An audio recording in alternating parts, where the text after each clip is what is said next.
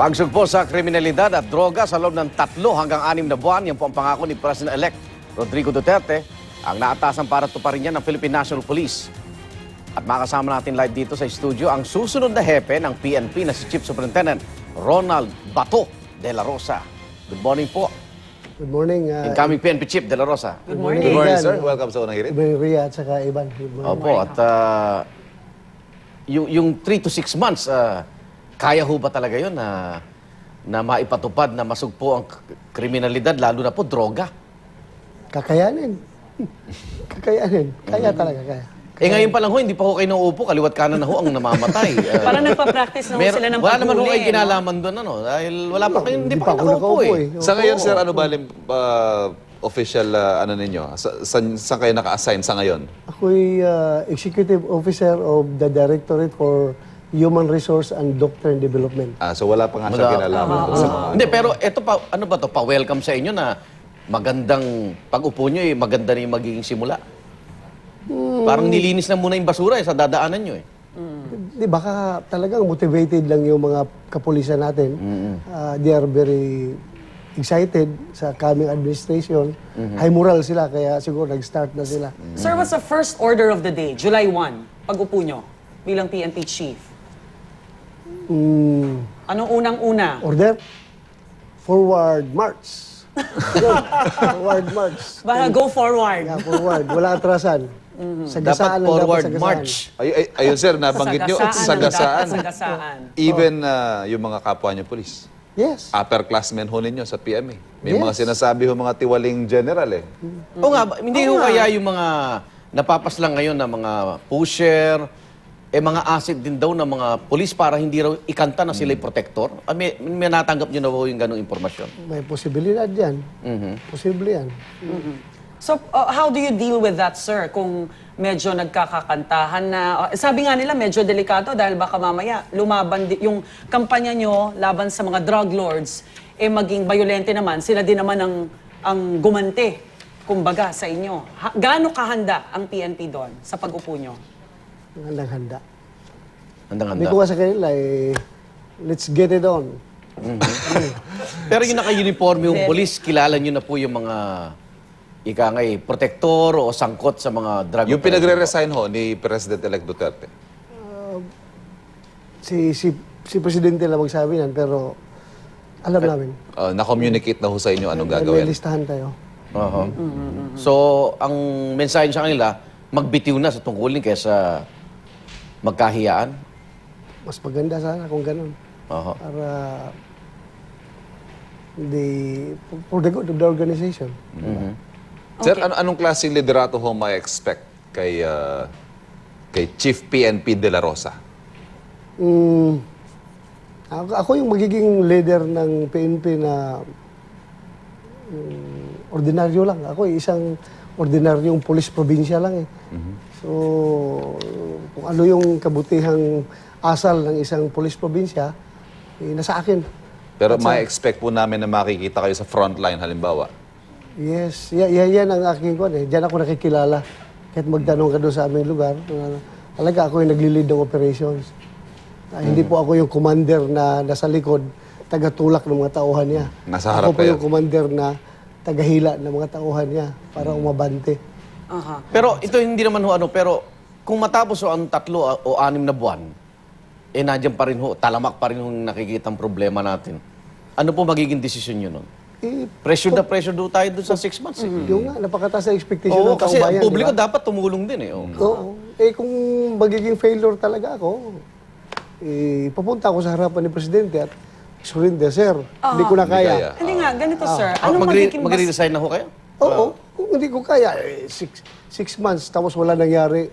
Pero sir, anong magiging basehan ng failure at victory ng PNP after 6 months? Kasi ang sinasabi, di Anong ba? sukatan? O anong Oo. sukatan? Kunyari, sinabi sugpuin, biglang nababago, isuppress, di ba? O bawasan na lang. So ilang porsyento ang aasahan na pagbaba pagdating sa kriminalidad ng taong bayan?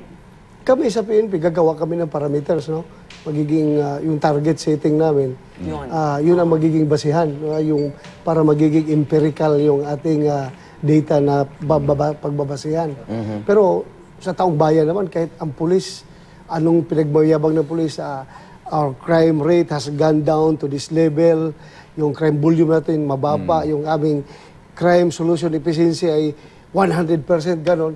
Pero kung tanungin mo yung taong bayan, are you safe sa Do you sitwasyon feel natin safe? ngayon? Do you Pag feel naglalakad safe? ka. O kung nilalakad ka ba, kumpiyansa ka ba ngayon na hindi ka masasaktan or hindi ka walang mangyaring masama sa'yo? So, yung perception ng public ang importante dyan. So, ganun ho, hindi matatakot yung publiko sa polis? Dapat. Dapat magsumbong. Magsumbong. Kung na. wala kang ginagawa, di ba? Superintendent, ang isa, puro tayo uniformado, pero alam natin na mayroon ding sangkot dyan na tinatawag na nasa narco politics, no? From barangay officials up to the national at local officials. May listahan na rin ba tayo ng mga... Kasi ang problema niyan, pag nangialam na itong mga politiko. Kaya nga, meron tayong listahan yan. So ako, to be honest with you, paprangkahin ko na lang sila na pag makialam sila, wala po akong pakikinggan dahil ang aking pakinggan lang is si Presidente. I am answerable to the President. Kasi alam ko yan, pagpasok namin ngayon ito, marami makialam, lalo na sa assignment, di ba? Opo. Assignment ito, kasi bata ko, ito yung gusto ko ilagay. oo. Ako sana, makiusap ako sa kanila. Please, pagbigyan nyo mo ng PNP na to achieve our target na 3 to 6 months. So ako muna maglagay ng mga tao para... Anyway, I am Para answerable mas to the coordinated President. talaga. At saka, alam ko magdi-deliver yung mga tao na ilalagay natin. Hanggang saan ba yung pinakamataas na intel report nyo? Hanggang senador? Nahahalal na may drug money involved? No comment lang ako dyan. No comment. So meron, Sigurado ko may mga mayor. mayor, Oh, mayor. governor, National position, yan. Local and mga national hoodlums in positions. robes, yung nagpapawalang bisa ng mga kaso nyo. Oo, meron yan. Meron huwis dyan na lahat ng drug cases na napunta Dismiss. sa kanya, nadidismiss eh. Balita ho namin, kumonsulta kayo kay Senator-elect Panfilo Lacson. Tama ho ba sa inyong pagpasok na bilang PNP chief? Ano hong mga abiso niya sa inyo? Advice? Marami. Number one, internal cleansing. Kailangan linisin talaga yung kapulisan. Dahil sabi niya, yung kredibilidad talaga ng pulis ang importante para makuha mo yung trust and confidence ng taong bayan. At saka pinaka-importante doon na advice niya is lahat ng decisions na ginagawa mo pag yan ay walang kulay ng pera, you can hardly go wrong.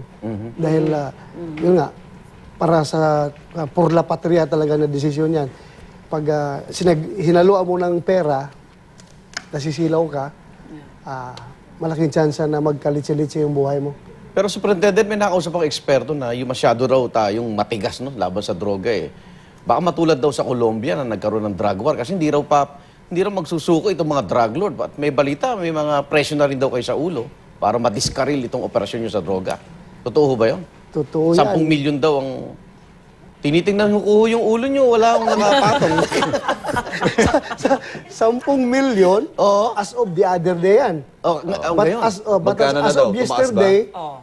in-increase sila to 50 million. 50. Oh, dahil Para mawala kayo sa eksena, gano'n? ako at saka si Mayor, either Mayor. sa aming dalawa ni Mayor, pinapatungan na nila ngayon, pinatungan na nila ng 50. 50. Dahil walang takers sa 10 million. Oh.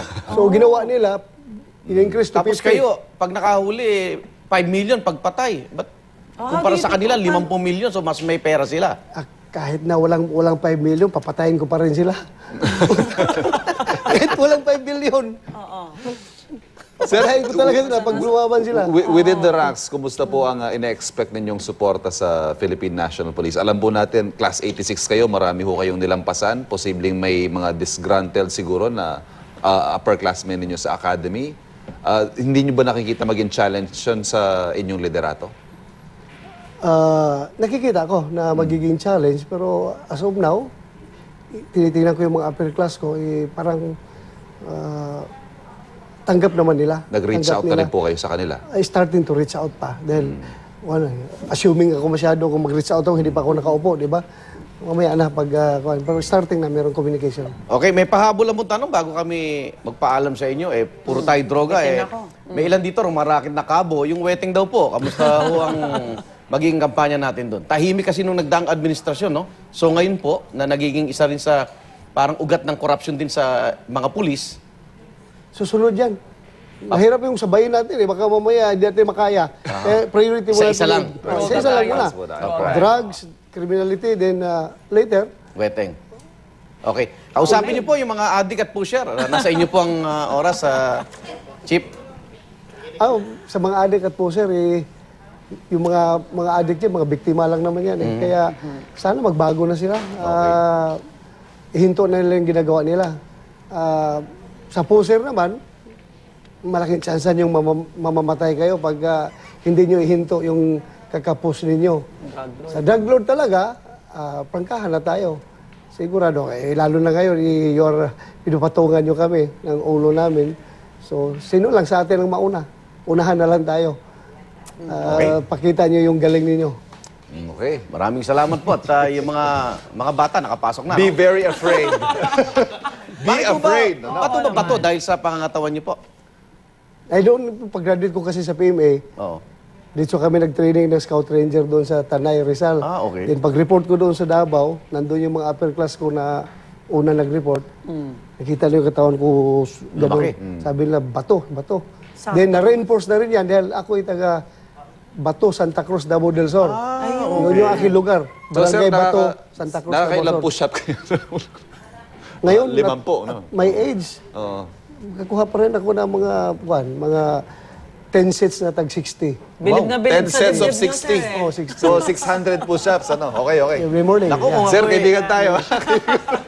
Kung ako'y nalapit-lapit sa Good luck, inyo, sir. Good luck. pinisil ko na yung... Okay, maraming salamat po sa paggising na umaga at Salamat, pagpunta sir. po rito. Salamat. Good luck po. Good luck. Pwede bang maging Best. suki na namin kayo at pag naupo na rin po kayo? Pag naupo, baka mabisi na tayo sa trabaho sa labas. Hindi, daan mo muna kayo bago tayo pumatay. I-exercise nyo muna kami. Pwede, oh. Dito ho sa paligid namin, ang dami ho. Di daan lang ho muna kayo rito. Okay, maraming salamat po. Incoming PNP Chief Ronald Bato de la Rosa.